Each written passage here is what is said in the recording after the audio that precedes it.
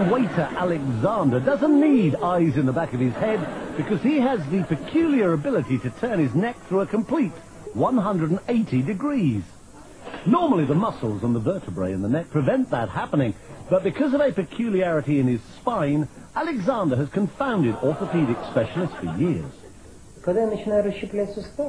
Many years ago, I started doing gymnastics, he says. That's when I noticed that my vertebrae seem to be very flexible and that I can turn my head farther than normal.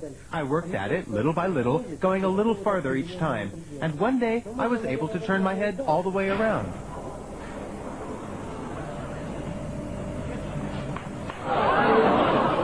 Despite the somewhat unsettling crunching of bones, Alexander claims to feel no pain, which is more than can be said for the people sitting behind him on a bus.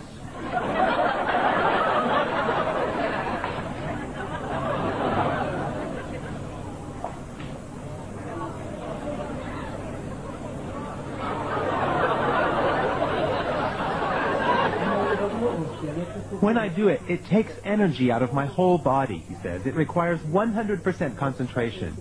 This may sound silly, I know, but in that moment, I don't feel like myself. It's as if I were another person whose body is filled with some kind of energy. I've been a radiologist for more than 30 years, he says, but I've never seen anything like it. Alexander is extremely flexible, no doubt about it. However, I suspect that it's a congenital ability.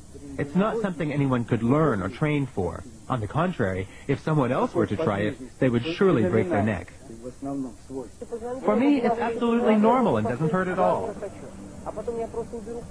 The fact that he can turn other people's heads as well, although obviously not as far, has encouraged Alexander to take his peculiar skill on a concert tour.